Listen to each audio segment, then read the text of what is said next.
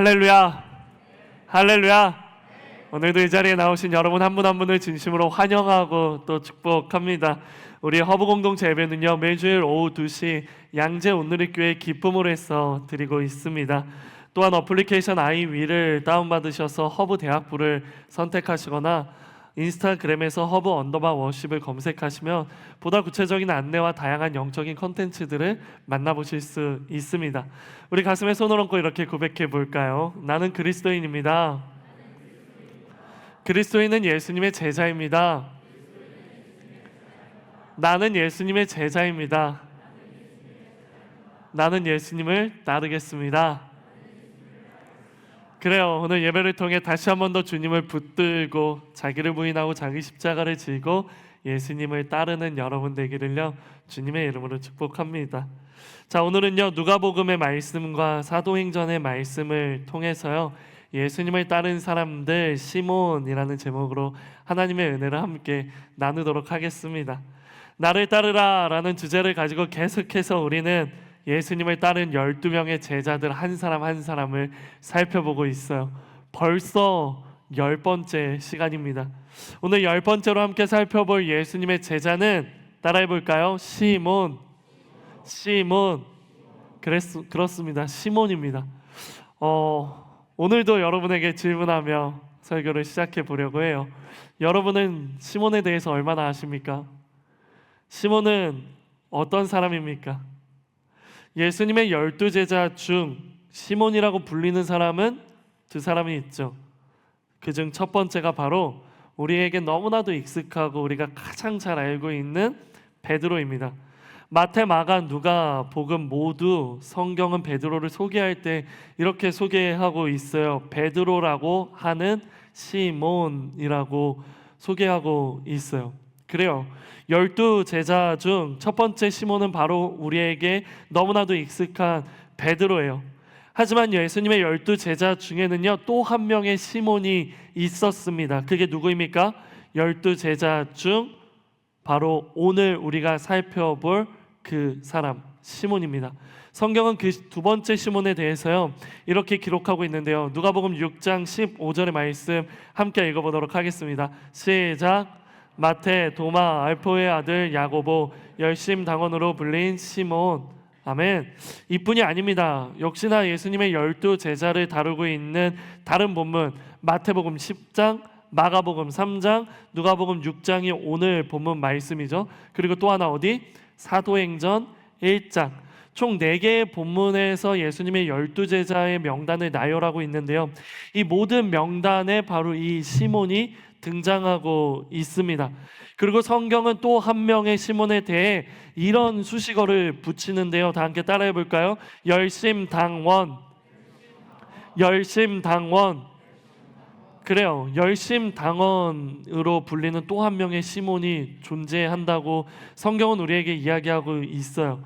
우리는 오늘 바로 이 두 번째 시몬, 즉 열심당원이었던 시몬에 대해서 살펴보려고 합니다. 그런데 한 가지 아쉬운 점은 무엇이냐면요, 열심당원으로 불린 시몬에 대한 내용은요, 이 기록이 전부라는 것이에요. 성경 어디를 살펴봐도요, 시몬에 대한 기록은 더 이상 찾아볼 수 없습니다. 시몬 역시 오직 성경의 딱 4부분, 마태, 마가, 누가, 사도행전에서 딱 예수님의 12제자들의 이름을 기록하고 있는 그 부분에서만 찾아볼 수 있다라는 것이에요. 하지만 그럼에도 불구하고요, 우리에게는 시몬이 어떤 사람인가에 대한 충분한 힌트가 있습니다. 왜냐하면 시몬의 수식어가 뭐라고요? 열심당원이었기 때문에.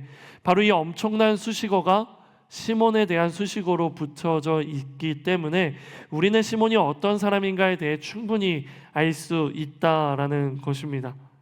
그런데 여기서 잠깐, 혹시 개역개정 번역본이나 혹은 그보다 더 오래된 다른 번역본으로 지금 성경을 보고 계시는 분들이 있으실까요? 그렇다면 한 가지 다른 점을 발견할 수 있을 것입니다. 그것은 바로 마태복음과 마가복음에서 이 시몬에 대한 수식어가요, 우리말 성경과는 다르다라는 것이에요. 개역개정에서는 시몬에 대해서 어떻게 번역하고 있는가? 개역개정 번역으로요, 마태복음 10장 4절, 말씀을 함께 읽어보도록 할게요. 시작. 가나나인 시몬 및 가룟 유다 곧 예수를 판 자라. 이뿐이 아닙니다. 마가복음 3장 18절을 개역개정으로 읽어보면요, 또 이렇게 기록되어 있어요. 또 안드레와 빌립, 바돌로메와 마테와 도마와 알페오의 아들 야고보와 및 다데오와 가나나인 시몬이며 라고 기록하고 있는 거예요.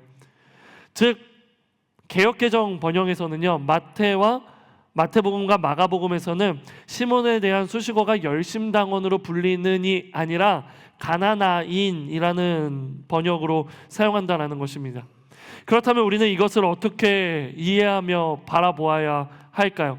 가나나인 시몬이라는 것이 가나안 사람 시몬이라는 뜻으로 우리는 해석해야 하는 것일까요?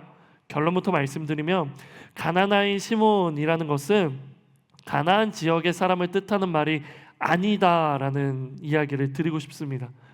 여기서 사용된, 즉 마태복음과 마가복음에서 사용된 바로 헬라어 원어는요, 카나나이오스라는 헬라어가 사용되었어요.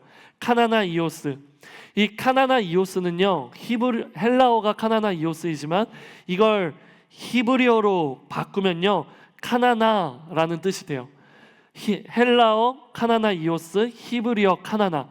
이것을 한국어로 직역하게 되면요, 열심 혹은 열정이라는 단어로 직역할 수 있는 거예요. 그러므로 가나나인 시몬이라는 것은요, 이것을 카나나이오스를 한국어의 의미에 맞게 해석한 게 아니라 원어 발음 그대로 옮긴 음역이라는 것이에요. 즉 가나나인은 카나나이오스를 한국어 발음으로 옮긴 음역으로 그렇게 사용되었다라는 것을 말씀드리고 싶습니다.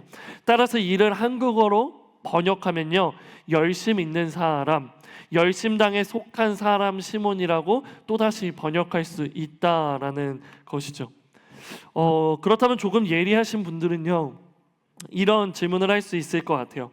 그런데 목사님, 마태 마가복음은요, 개역개정에서 가나나인이라고 번역하고 음역으로 번역하는데, 근데 개역개정 번역으로 누가복음과 사도행전을 보면요, 거기에는 또 열심당원이라고 번역되어 있어요.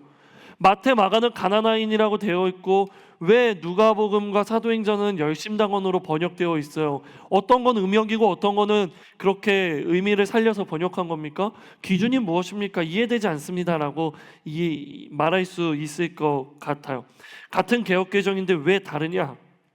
라는 질문을 할 수 있다는 거죠. 굉장히 좋은 질문이고요, 굉장히 깊이 있는 질문입니다. 그 이유에 대해서 말씀드리면요, 누가복음과 사도행전을 기록한 사람은 누구죠? 누가복음은 누가 기록했죠? 사도행전은 누가 기록했죠? 누가가 기록했죠. 그래서 누가복음과 사도행전을 합쳐서 누가행전이라고 불러요. 그거 아세요? 누가복음과 사도행전은 죄송합니다. 누가복음과 사도행전은 원래 분리된 책이 아닙니다. 누가복음과 사도행전은 원래 하나였어요. 그 하나를 후대에 분리한 거예요. 그래서 이 책을 누가행전이라고 흔히들 부르는데요, 그 누가행전을 쓴 사람이 누구라고요? 누가라는 것입니다. 그래요, 누가는요, 누가행전을 쓸 때 바로 이 카나나이오스라는 단어로 쓰지 않았기 때문이에요. 누가는 누가복음과 사도행전을 쓸 때 어떻게 썼느냐, 카나나이오스로 쓴 게 아니라 젤로스라는 단어를 사용했습니다. 젤로스, 즉 누가행전은 헬라어 젤로스를 사용하였고, 이는 영어로 바꾸면 질럿, 즉 한국어로는 열심당원으로 보다 명확한 번역이 가능하다라는 것입니다. 이것이 중요한 거예요. 마태는 또 마가는 바로 이 시몬에 대한 수식어를 카나나이오스로 썼지만, 누가는 누가복음과 사도행전을 기록할 때 카나나이오스가 아니라 젤로테스라는 단어를 썼기 때문에 이것을 그냥 한국어로 번역하면 열심당원으로 번역할 수 있기 때문에 두 개의 의미가 다른 겁니다. 같은 개역개정 번역이라고 할지라도요. 혹시 이런 설명이 너무 복잡하다라고 생각하시는 분들이 계십니까? 아 뭐야, 무슨 소리야, 이해가 되지 않아 라고 생각하는 분들이 계십니까? 괜찮아요. 잊어버리셔도 괜찮습니다. 중요한 것은요, 다른 건 다 잊어버려도요, 이건 기억해 주세요. 바로 공간복음과 사도행전 모두 공통적으로 발견할 수 있는 것은 시몬의 수식어는 열심당원이라고 동일하게 이야기하고 있다라는 것은 기억해 주시기 바랍니다. 그래요, 오늘의 주인공 시몬은 열심당에 속한 사람이었다라는 것을 모든 본문을 통해 우리는 발견할 수 있다라는 것이죠. 사랑하는 허브 공동체 여러분, 여러분에게 묻고 싶습니다. 혹시 열심당원에 대해서 들어보신 적이 있으세요? 열심당에 대해서 혹시 여러분 얼마나 알고 계십니까? 이 사람들은 어떤 사람들일까요? 기억해 주실래요? 열심당은 1세기 유대 사회에서 활동했던 강경한 종교적 정치적 운동이었다라는 거예요. 중요한 키워드는 두 개입니다. 1세기, 2, 강경한. 이 두 가지만 기억하면 돼요. 그래요, 열심당은 1세기 활동했던 강경한 운동이라는 것이에요. 이들의 핵심 목표가 무엇인 줄 아십니까? 이 강경한 운동, 바로 열심당의 목표는요, 로마 제국의 지배를 거부하고 하나님만을 왕으로 인정하는 나라를 세우는 것이 그들의 목표이고 최종 목적지예요. 그렇다면 이러한 열심당원들의 뿌리는 어디일까요? 어디서부터 이러한 열심당이 시작되었던 걸까요?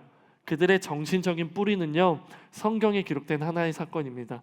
기억해 주세요. 그 사건은 바로 민수기 25장에 기록된 사건이에요. 25장에 누가 등장합니까? 비느하스라는 사람이 등장하는 거예요. 여러분 혹시 비느하스가 어떤 사람인 줄 아십니까? 민수기 25장의 비느하스. 비느하스 하면 생각나는 무기 하나가 있죠. 창입니다. 만약에 창이 생각나지 않는다면 여러분은 민수기 25장의 내용을 모르는 거예요.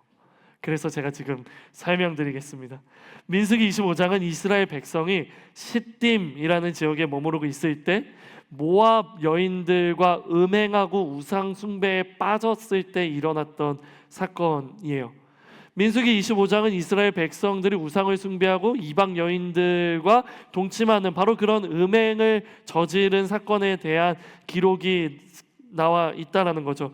그래서 하나님께서는요, 그렇게 죄를 짓고 있는 이스라엘 백성들을 심판하시기 위해 모세에게 우상 숭배에 참여한 모든 지도자들을 처벌하라고 말씀하십니다. 그리고 하나님께서 직접 움직이세요. 이스라엘 백성들에게 전염병을 일으키셔서요, 그 전염병으로 약 2만 4천 명이 죽임당하게 하십니다. 그런데도 정신을 차리지 못하는 이스라엘 남자가 있었습니다. 그 남자가 사람들이 2만 4천 명이 죽는 것을 보고 슬피 울고 있을 때 미디안 여자를 데리고 또다시 장막으로 들어가게 됩니다. 이것을 보고 분노한 비느하스는 하나의 행동을 하는데요.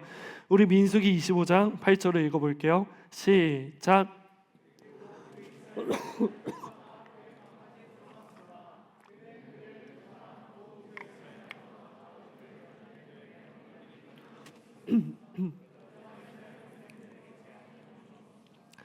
아멘. 그래요, 여기서 주목할 만한 것은요, 그러한 비느하스의 행동, 어떤 행동? 창을 들고 계속해서 음행하고 있는 그 남자와 여자를 찔러 배를 뚫어 죽이는 바로 그 행동, 그 과격해 보이는 그 행동으로 인해 성경은 이렇게 기록해요. 그러자 비느하스가 창으로 그들을 죽이자, 그러자 이스라엘 백성들에게 재앙이 멈추었습니다 라고 성경 기록하고 있는 거예요. 바로 비느하스의 거룩한 분노, 죄의 멸절이라는 그 순전한 마음을 가지고 한 그 행동이 하나님의 용서를 받게 되는 하나의 사건이 되었다라는 것이죠. 바로 이 민수기 25장을 읽으며 감동한 사람들이 열심당원인 거예요.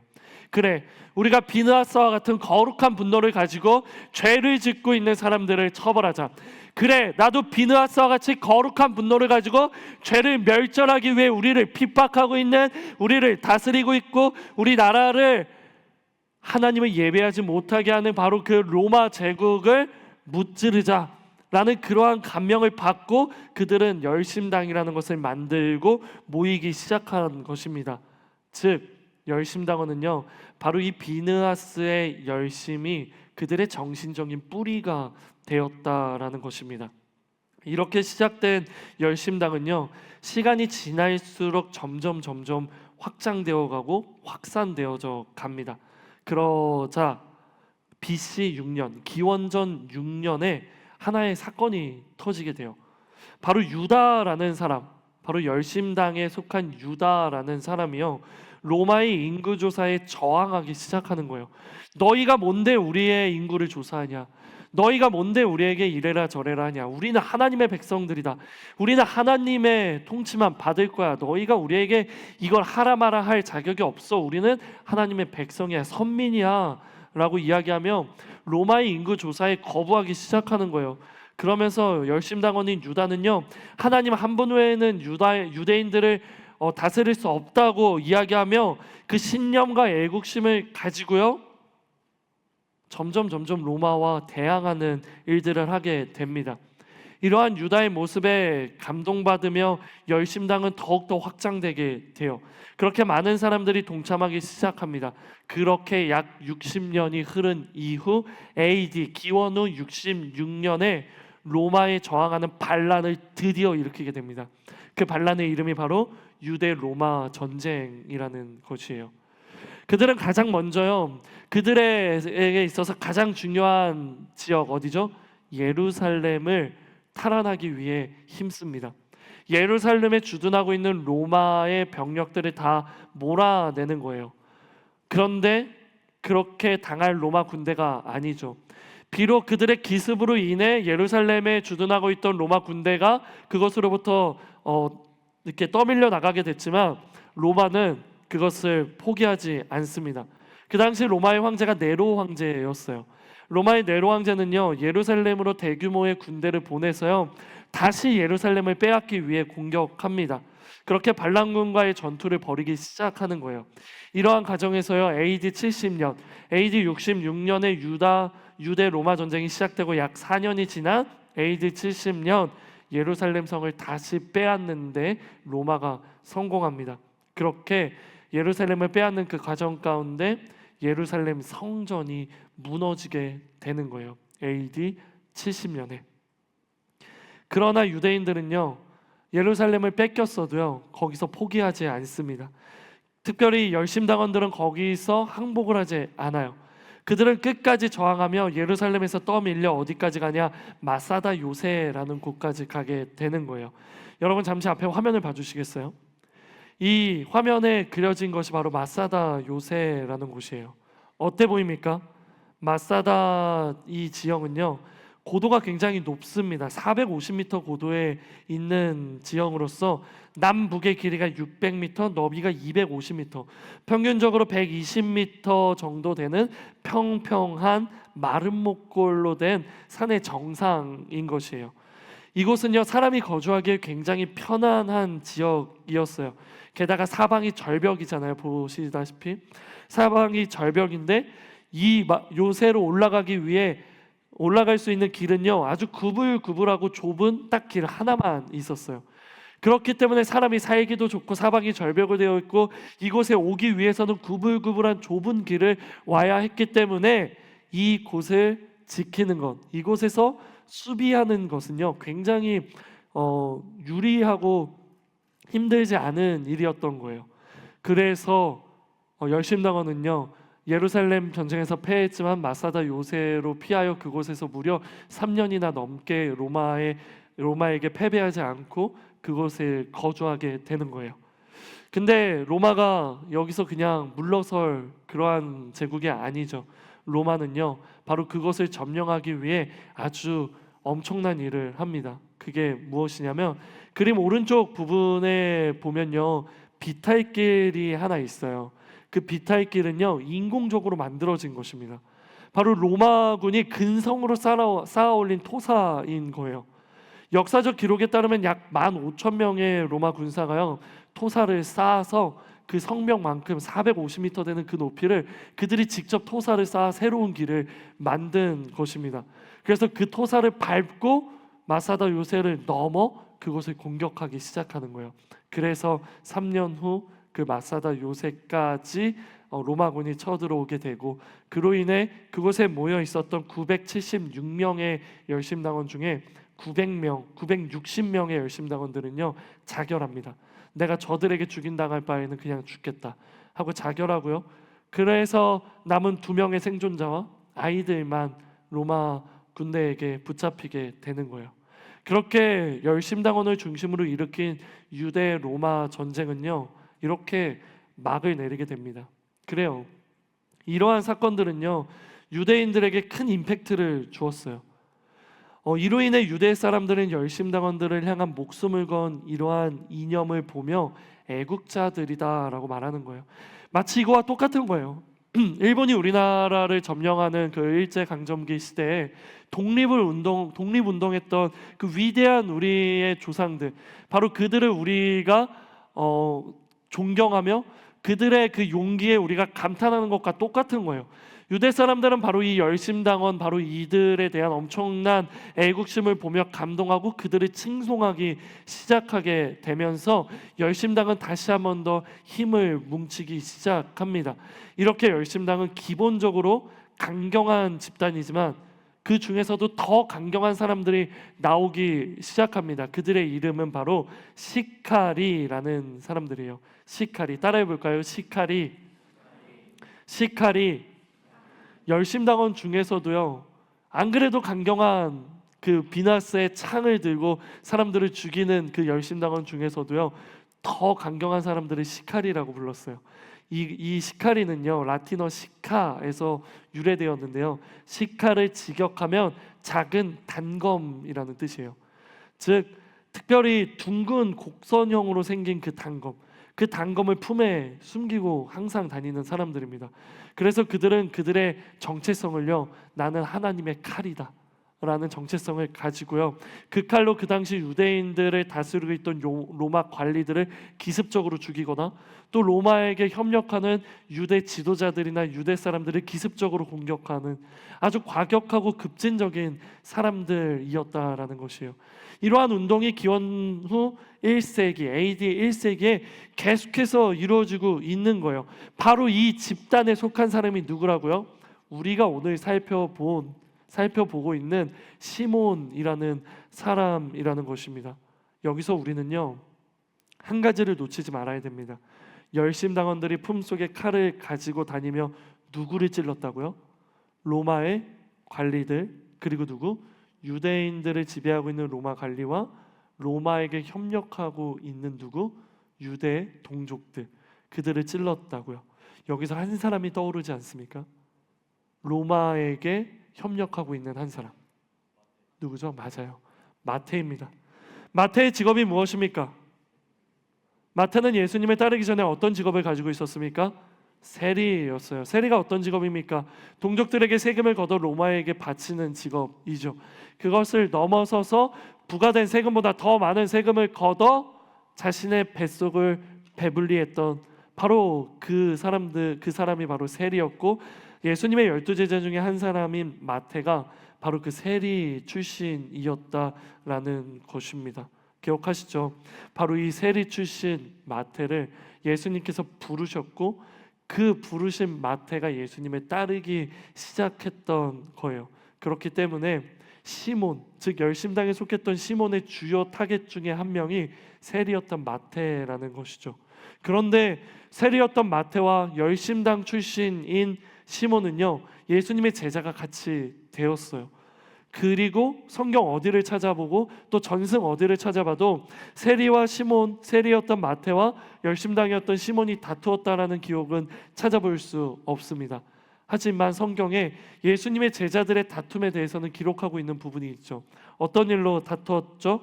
바로 야고보와 요한이 나 예수님 오른쪽에 앉혀주세요, 나 예수님 왼쪽에 앉혀주세요 라고 이야기하자 그 이야기를 들었던 다른 10명의 제자들이 분노하죠. 그러면서 그 요한과 야고보 대 나머지 10명의 제자들이 다투는 장면이 복음서에 기록되어 있잖아요. 그래요, 그들의 다툼은 기록되어 있지만 세리 마태와 열심당 시몬의 다툼은요 그 어디에도 기록되어 있지 않고 그 둘 사이에 그 어떤 갈등도 없다라는 것을 우리는 알 수 있어요. 바로 이 부분에서요 가장 강력한 한 가지 영적인 메시지를 발견하게 됩니다. 기억해 주시겠어요? 예수님을 따른다는 것은 단순한 행동의 변화가 아니라 전인격적인 변화이다라는 것입니다. 따라해 볼까요?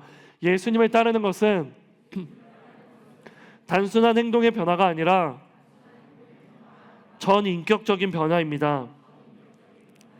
그래요. 사랑하는 허브 공동체 여러분, 전인격적인 변화,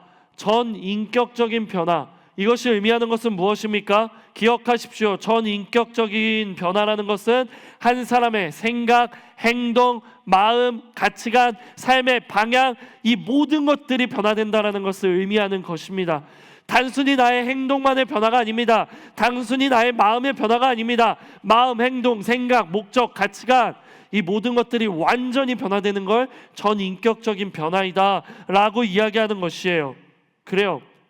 예수님의 제자들은요, 예수님을 따르기 시작하고 예수님의 모습을 보고 예수님의 가르침을 들으며 그들의 모든 것들이 변화됩니다. 그들이 이전에 가졌던 생각, 목표, 지향점, 가치관, 세계관, 이 모든 게 다 바뀌게 되는 거예요.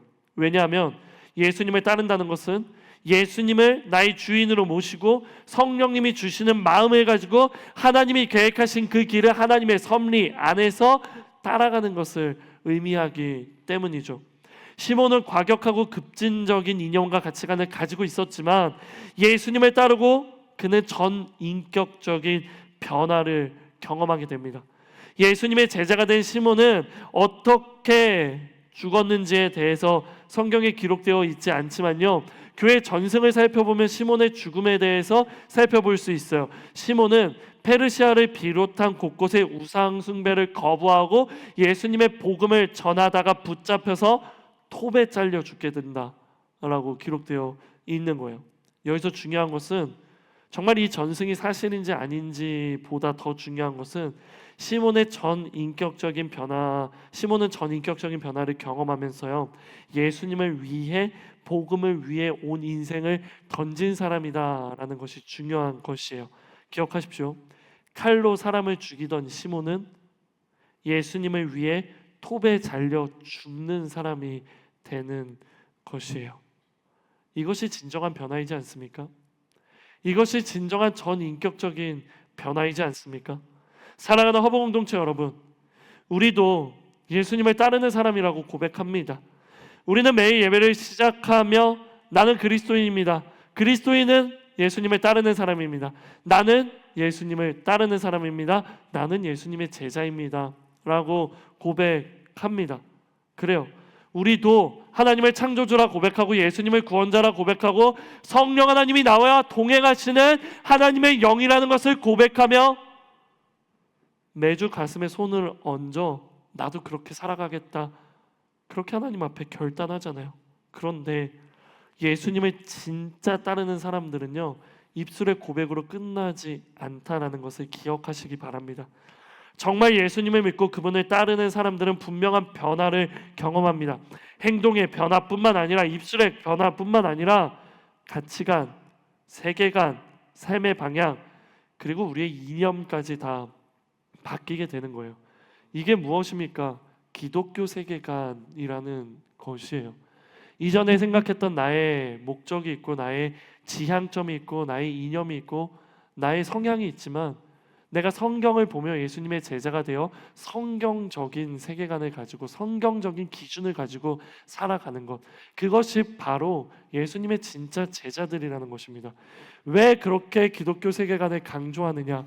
그 기독교 세계관을 탑재한 사람이 진짜 전인격적인 변화를 경험한 사람이고 그 전인격적인 변화를 경험한 사람이 진짜 예수님을 따르는 사람이기 때문인 것이에요. 그렇다면 묻습니다. 여러분은 예수님을 따르기 이전의 모습과 지금의 모습이 얼마나 다릅니까? 여러분은 예수님을 구주로 고백하는 그 이후와 그 이전과 여러분의 모습은 얼마나 다릅니까? 분명하게 말씀드립니다. 예수님을 진짜 따르는 제자라면 반드시 전인격적인 변화가 일어납니다. 왜냐하면 하나님은 있는 그대로의 우리를 사랑하셔서 우리를 만나 주셨지만 있는 그대로의 우리를 사용하시는 분은 아니기 때문이에요. 다시요. 하나님은 있는 그대로의 우리의 모습도 사랑하시며 우리를 만나 주셨지만 만나 주신 우리의 있는 그들의 모습 그대로 사용하시는 분은 아니라는 것이에요. 그렇기 때문에 하나님께서는 반드시 하나님의 자녀들을, 예수님의 제자들을 다듬으시는 거예요. 그 다듬음이 바로 전인격적인 변화라는 거예요. 우리의 행동을 다듬으십니다. 우리의 언어를 다듬으십니다. 우리의 자세를 다듬으십니다. 우리의 이념을 다듬으십니다. 우리의 목적을 다듬으십니다. 우리의 가치관도 다듬으시는 거예요. 그렇게 하나님은 우리가 날 것 그대로의 우리를 사용하시는 게 아니라 하나님께서 사용하시기 편리한 도구로 우리를 만들어 가신다라는 거죠. 거칠고 뜨거운 우리의 열정을 다듬으시며 따뜻하지만 그래도 강력한 힘이 있는 열정으로 다듬으신다라는 것입니다. 이러한 다듬으시는 과정, 이 다듬으시는 과정을 신학 용어로 두 글자로 뭐라고 말하는 줄 아세요? 맞아요. 훌륭합니다. 우리 허봉 공동체. 뭐라고 말한다고요? 성화. 따라해볼까요? 성화. 성화. 이걸 바로 성화라고 하는 거예요. 그래요. 종교개혁자 존 칼빈 아닙니다. 장 깔뱅. 왜냐하면 그 사람은 미국 사람이 아니니까 우리가 그 사람의 그 국가를 존중해 줘야 돼요. 존 칼빈 아니고 뭐라고요? 장 깔뱅. 장 깔뱅은요, 그의 저서 기독교 강요에서 이렇게 말합니다. 성화는 단순히 도덕적으로 착해지는 과정이 아니라 그리스도와의 연합 속에서 인간의 삶이 새롭게 변화되는 것이다.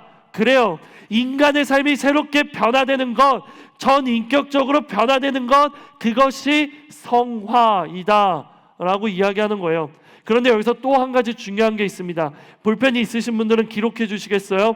그리스도와의 연합 속에서, 이게 핵심입니다.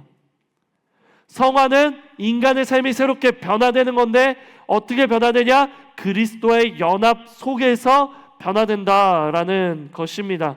여기서 우리는 또 하나의 영적인 메시지를 발견하게 됩니다. 기억해 주실래요? 전인격적인 변화, 성화는 그리스도와의 연합 속에서 일어난다라는 것이에요. 이게 의미하는 게 무엇입니까? 첫째, 전인격적인 변화는 우리의 힘으로 할 수 없다라는 거예요. 즉 예수님을 따르는 우리 안에 내주하시는 성령 하나님께서 그분의 능력으로 우리를 변화시킨다라는 것이 첫 번째 포인트고요. 그리고 두 번째, 그렇기 때문에 우리는 그리스도와 더 연합하기 위해 더 치열하게 몸부림쳐야 된다라는 것입니다. 사랑하는 여러분, 여러분은 그리스도와 연합하시기 원하십니까? 정말 원하시는 분들만 아멘으로 화답하십시오. 여러분은 그리스도와 연합하기 원하십니까? 그렇다면 묻습니다. 그리스도와 연합한다는 것은 무엇입니까? 어떻게 그리스도와 연합될 수 있습니까? 이에 대해 예수님은 우리에게 말씀하셨습니다. 요한복음 15장 4절과 5절 함께 읽겠습니다. 시작. 다시 읽을게요. 큰 목소리로 읽겠습니다. 시작.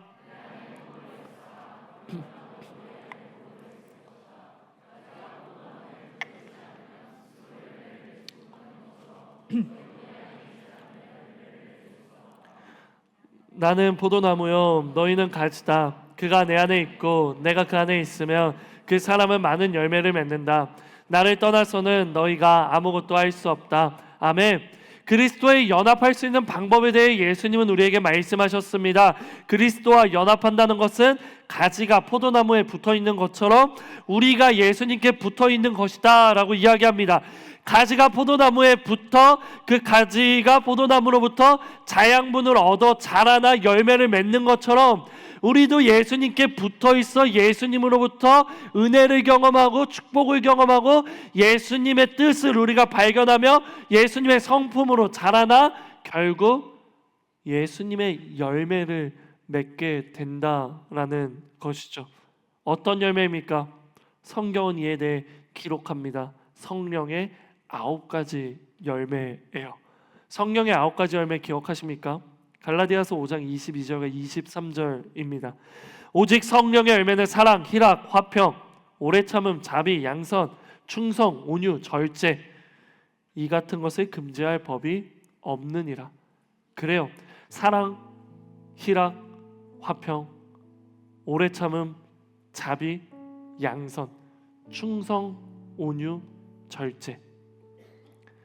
예수님의 사랑으로, 예수님의 희락으로, 예수님의 화평으로, 예수님처럼 오래 참음으로, 예수님처럼 자비함으로, 예수님처럼 양선함으로, 예수님처럼 충성함으로, 예수님처럼 온유함으로, 예수님처럼 절제함으로 우리의 전 인격적인 변화를 계속해서 이루어 나가는 것이에요.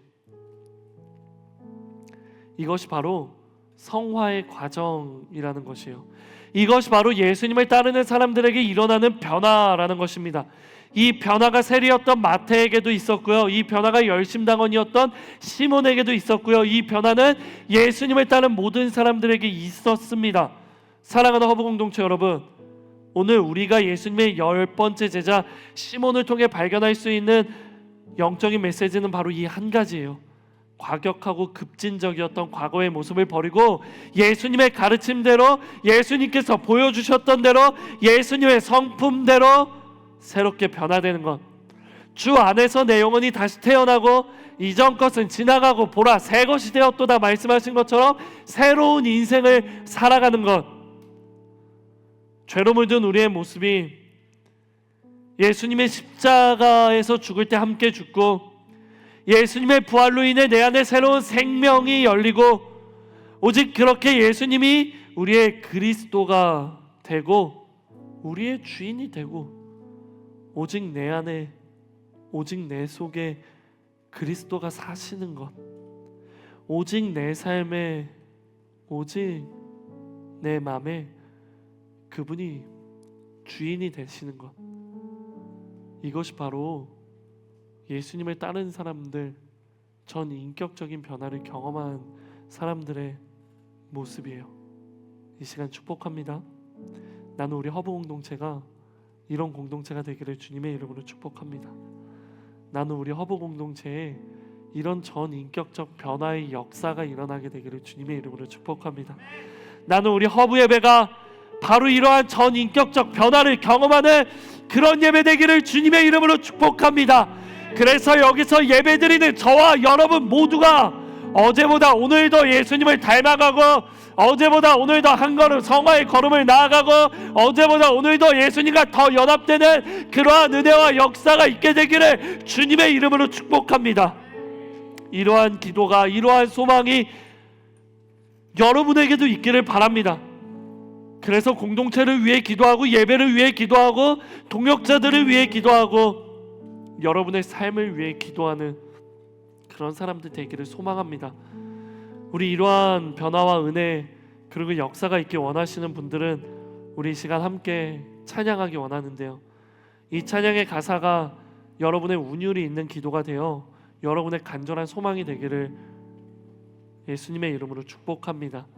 이 시간 함께 Born Again이라는 찬양을 믿음의 고백으로 부르도록 하겠습니다.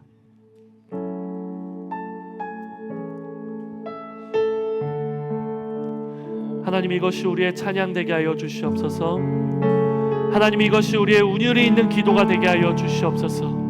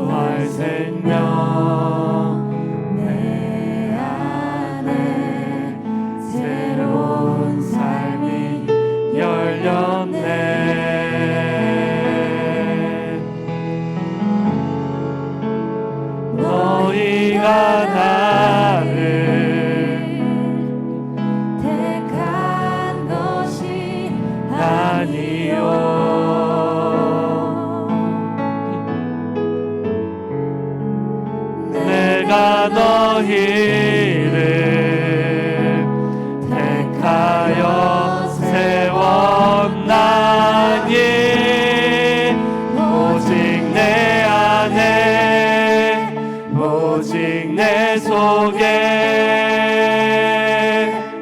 그리스도가 사네. 오직 내 삶에 오직 내 맘에 그가 주인 되셨네. 우리 이 시간 한 번 더 고백할 건데요, 정말 이러한 변화가 우리에게 있고 내가 정말 그 성화의 과정을 걸어가고 예수님과 연합되어 전 인격적인 변화를 누리기 원하시는 분들은요, 자리에서 일어나서 함께 찬양하겠습니다. 우리 이 시간 이 찬양이 운율이 있는 우리의 기도가 되기를 주님의 이름으로 축복합니다. 죄로 물든 내 모습, 죄로 물든 내 모습 예수와 함께 죽고 부활 생명 내 안에 새로운 삶이 열렸네.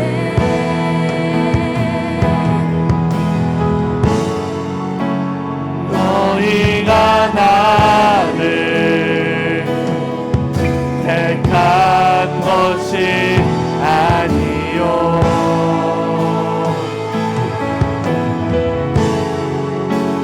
내가 너희를 하여 세웠다니. 주님 오직 내 속에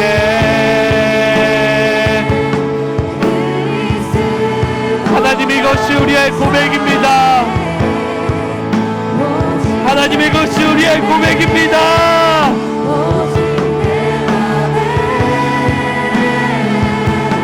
그가 주인 되셨네. 내 생명 그 안에 그의 생명 내 안에 나의 삶이 이전과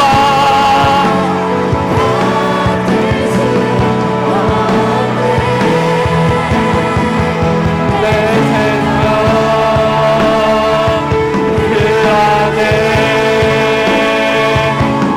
그의 생명 내 안에 나의 삶이 이전과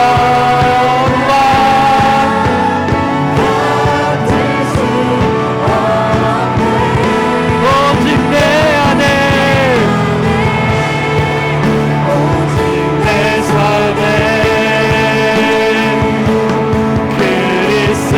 그리스도가 사네. 오직 내 삶에 오직 내 맘에 그가 우리 마지막으로 고백합니다. 오직 내 안에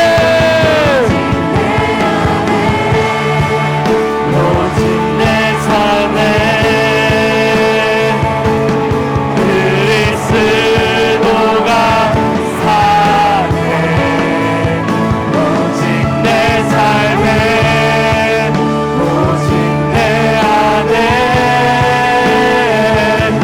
주가 주인 되셨네. 우리 이 시간 함께 마음을 모아 기도하며 나아가길 원합니다. 하나님, 이것이 우리의 기도입니다. 하나님, 이것이 우리의 소망입니다. 오직 내 안에 예수 그리스도 임하게 하여 주시옵소서. 내가 예수 그리스도 안에 거하게 하여 주시옵소서.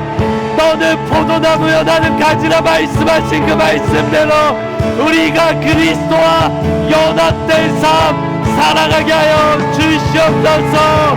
우리 그러길 소망하는 분들 주님 이름 세 번 부르며 통성으로 기도합시다.